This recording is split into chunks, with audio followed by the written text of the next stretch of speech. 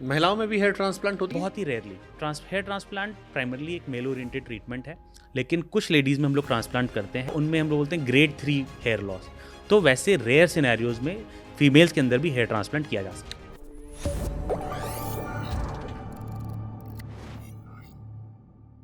कई महिलाएं जब कंघी करती हैं तो हम देखते हैं कि इतने सारे बाल टूट जी के आते हैं। जी जी। और अक्सर महिलाओं की कंघी का इस्तेमाल इसीलिए नहीं करना चाहिए, हाँ। बड़े सारे बाल निकल कर आते हैं। अब जो महिलाओं के वो बाल गुच्छे बन के निकल के आते हैं, वो बॉल्डनेस की तरफ बढ़ते हैं, या वो टूटने वाले हैं, या वो रिग्रो होते हैं और उससे उन्हें कंसर्न होना चाहिए, या वो एक नॉर्मल प्रक्रिया है? देखो, अगर आपका छोटा गुच्छा आ रहा है और अगर आप थोड़े बहुत बाल गिर रहे हैं, तो इसमें बिल्कुल भी टेंशन लेने की ज़रूरत नहीं है। अगर आपके 7-8 दिन कोई खास हेयर फॉल नहीं हुआ, फिर आपने हेड वॉश किया और उस दिन कुछ ज़्यादा भी बाल गिर गए, तो भी कोई खास टेंशन की ज़रूरत नहीं, क्योंकि ये एक नॉर्मल प्रोसेस है। ये सारे बाल, एक-एक बाल वापस आ जाएगा, ये श्योरिटी है। बट अगर आपका ये हेयर फॉल 3 महीने से ज़्यादा चला गया, आपका हेयर फॉल कम नहीं हो रहा है, तो ये एक बेकार साइन, ये एक रिस्क की एक अलार्मिंग साइन हो सकता है। तो आपको एक प्रोफेशनल हेल्प ले लेनी चाहिए। और एक टेस्ट है, बेसिन टेस्ट बोलते हैं उसको। आप अपने गीले बालों में कंघी करें 10 बार, और अगर आपके उस 10 कंघी में 80-90 से ज़्यादा बाल टूट रहे हैं और उनमें से 20% बहुत पतले और छोटे बाल हैं, तो ये एक अलार्मिंग साइन है। ये एक बॉल्डनेस का एक अर्ली साइन हो सकता है। महिलाओं में भी हेयर ट्रांसप्लांट होते हैं? कई महिलाओं को देखा बाल कम हो गए, कहती हैं देखो बिल्कुल गायब हो गया, चोटी इतनी पतली सी रह पतली हो गई, गई जी। तो वो भी हेयर ट्रांसप्लांट करवाती हैं? बहुत ही रेयरली। हेयर ट्रांसप्लांट प्राइमरली एक मेल ओरिएंटेड ट्रीटमेंट है, लेकिन कुछ लेडीज़ में हम लोग ट्रांसप्लांट करते हैं जिनमें जेनेटिकली बहुत ब्रॉड फोरहेड है, माथा चौड़ा है उनका, या उनमें हम लोग बोलते हैं ग्रेड 3 हेयर लॉस, कि का इतना ज़्यादा हेयर लॉस हो गया है कि वो कंघी से कवर नहीं कर पा रही हैं। तो वैसे रेयर सिनेरियोज में फीमेल्स के अंदर भी हेयर ट्रांसप्लांट किया जा सकता अच्छा, आमतौर पर जैसे एक तो होगा कि बाल झड़ गया, वहां पर आप हेयर ट्रांसप्लांट करते हो, जी। लेकिन ट्रांसप्लांट तो एक सर्जिकल प्रक्रिया है। होगी। बिल्कुल। उसके पहले बाल कैसे बचाएं? पीआरपी के थ्रू? एक पार्ट है पीआरपी। तो अगर आपका हेयर फॉल हो रहा है, आपको लग रहा है आपके बालों में वॉल्यूम कम हो रही है या बाल लगातार झड़ रहे हैं, तो सबसे इंपॉर्टेंट है डायग्नोसिस बनाना। तो उसमें हम लोग एक एक एग्जामिनेशन करते हैं, ट्राइकोस्कोपी। पेशेंट की हिस्ट्री लेते हैं, कैसा उनका लाइफस्टाइल है, क्या स्मोकिंग स्टेटस है, उसके बेसिस पे एक डायग्नोसिस बनती है। तो सबसे कॉमन जो हेयर लॉस है उसको वही जेनेटिक हेयर लॉस या पैटर्न हेयर लॉस कहा जाता है। तो अर्ली स्टेजेस में कुछ दवाइयाँ दी जाती हैं, फीमेल्स में अलग, लड़कों में अलग। कभी डीएचटी ब्लॉकर्स दिए जाते हैं, कभी एक मिनॉक्सिल बड़ी पॉपुलर मेडिसिन है, उसका यूज़ किया जाता है। लाइफस्टाइल मॉडिफिकेशन, डाइट में इम्प्रूवमेंट, अगर आपकी हैबिट स्मोकिंग अल्कोहल ज़्यादा है उसमें कमी, मेडिटेशन, स्ट्रेस लेवल्स में कमी।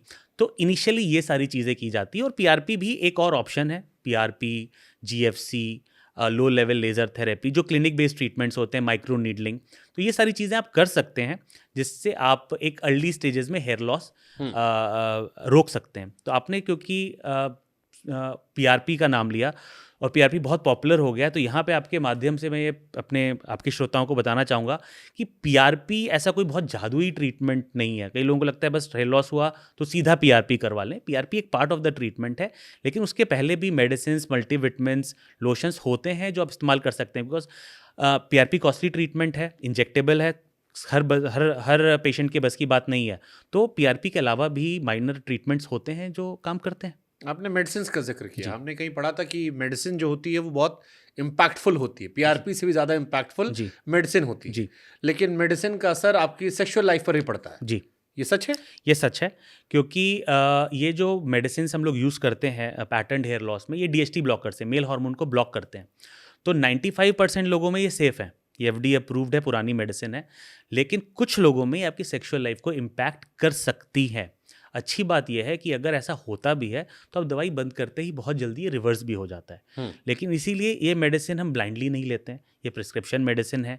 ये मेडिसिन यंग लड़कियों के लिए सेफ़ नहीं है, तो ये हम लोग यंग लड़कियों में या जो चाइल्ड बेयरिंग एज में है उनमें ये मेडिसिन यूज़ नहीं की जाती हैं। अब जैसे हम दिल्ली एनसीआर में रह रहे हैं, जितना हमने बालों को लेकर समझा है कि बाल झड़ने की दो चीज़ें होती है। एक तो आपके पापा जी के बाल गायब हों, जी, जेनेटिक, और दूसरा होता है कि जैसा आपने एनवायरनमेंट का कहा, अब जो आदमी नोएडा में रह रहा है, बॉम्बे में रह रहा है, या बेंगलोर में रह रहा है, हैदराबाद, मेट्रो सिटीज़ में, आप घर से दूर रह रहा है, तो जाहिर सी बात उसका खान पान थोड़ा 19-20 होगा, स्लीपिंग साइकिल जॉब की वजह से आगे पीछे होगी, तो उसमें अगर जेनेटिक भी इशू थोड़ा माँ बाप को भी है, तो आप कितनी जल्दी टकले हो सकते हैं? तो हम लोग ने अब जो एक young age group early 20s में लोगों को बॉल्ड होते हुए हम लोग देख रहे हैं, 20 साल 21 साल की लोग में ग्रो काफ़ी हेयरलाइन रिसीड हो रही है लोगों की। तो 20 से 30 ईयर जो थर्ड डिकेड है, ये सबसे ज़्यादा रिस्की है, सबसे ज़्यादा अग्रेसिव हेयरफॉल होता है, क्योंकि यही एज होता है जैसे आपने बताया लोग अपने घर से बाहर निकलते हैं, एक अच्छे एनवायरनमेंट से, अच्छी डाइट से लोग बाहर निकलते हैं, उनका डाइट ख़राब होता है, हैबिट्स चेंज होती हैं, स्मोकिंग वगैरह आता है। मेट्रोज़ में अपना एक प्रॉब्लम है, पानी का इशू है, एनवायरनमेंट का इशू है। तो ये जो 20 से 30 ईयर्स एज ग्रुप है, एक नया स्ट्रेस, जॉब स्ट्रेस आपके ऊपर आता है, तो ये एक बहुत बड़ा, में गर्लफ्रेंड बनती है, इसमें उसका एक अलग स्ट्रेस आ जाता है। तो ये एक बहुत बड़ा डिकेड है जहाँ पे सबसे ज़्यादा लोग हेयर लॉस और बॉल्डनेस का शिकार हो रहे हैं।